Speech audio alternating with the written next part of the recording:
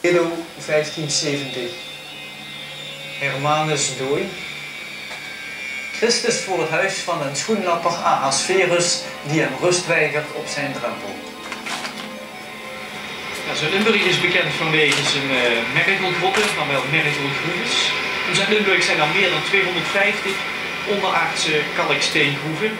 De bekendste, een van de grootste, is de Sint-Pietersberg, waar we hier dus bovenop staan. De mergelwinning hier op de Sint-Pietersberg is begonnen eind van de middeleeuwen, 13e, 14e eeuw, is men begonnen hier ondergronds, 30 meter onder het maaiveld, met het winnen van kalksteen.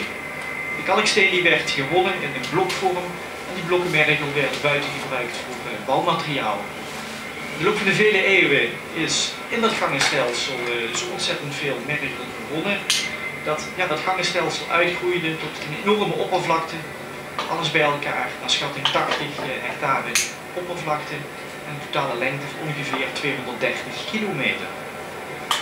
Daarvan is heden ten dagen helaas een heel groot stuk afgegraven. We staan hier aan de rand van de Sint-Pietersberg bij de groeven van Ensi, de eerste Nederlandse cementindustrie, die vandaag de dag mergel gebruikt als grondstof voor de cementindustrie.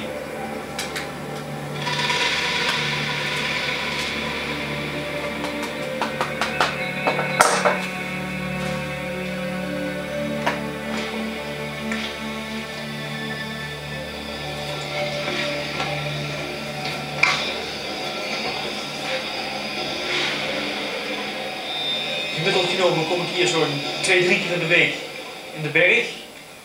En ik wandel wat rond. Ik ben wat bezig met het onderhoud, de gangen schoonmaken. De muren bekijken, inscripties bekijken.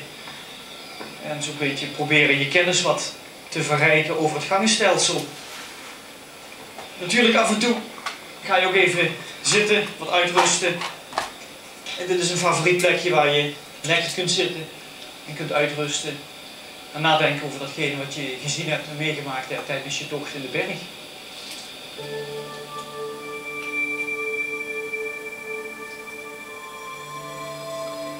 je wat de negatieve meezinnigfilmpjes zijn? Nee, zeg ik niet. Ja, waarom zou je zeggen? Zeker.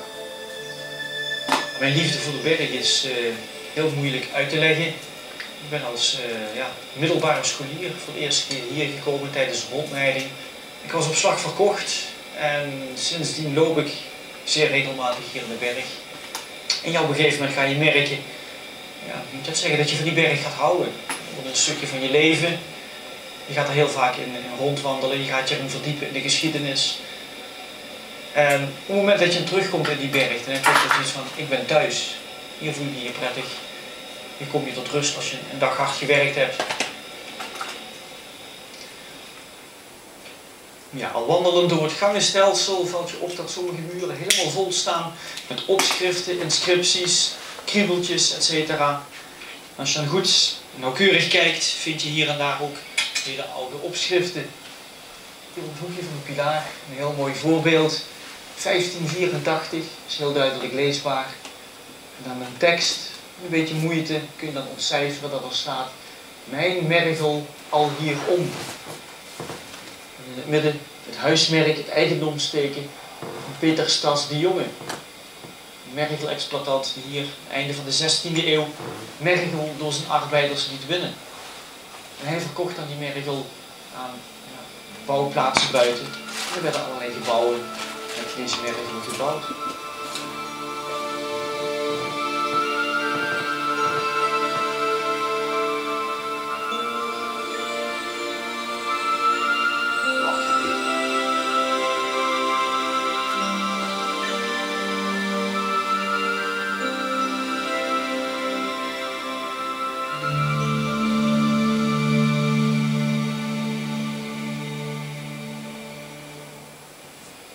In de Tweede Wereldoorlog was het gangenstelsel helemaal ingericht als evacuatieplaats voor de mensen uit Maastricht.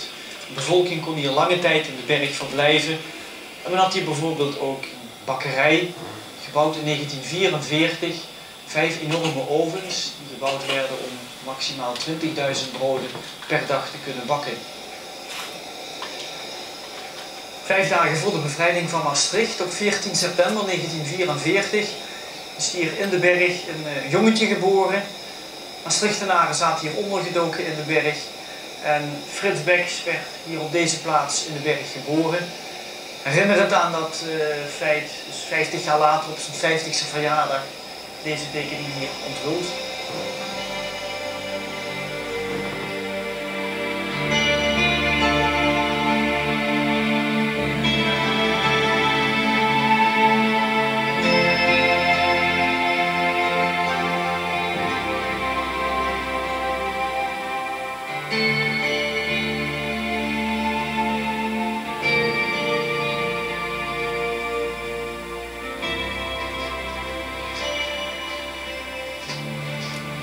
Ja, hier en daar zijn in de berg ook tekeningen, kunstwerken gemaakt door lokale kunstenaars. Dit werk hier is in de winter van 1983-1984 gemaakt door Hans van de Ven. Deze atlasfiguur houdt als het ware de laatste restjes berg met zijn 2 handen vast.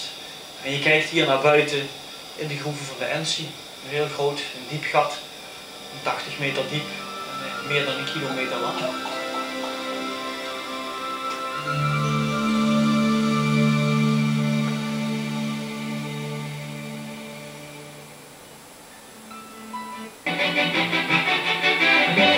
netjes.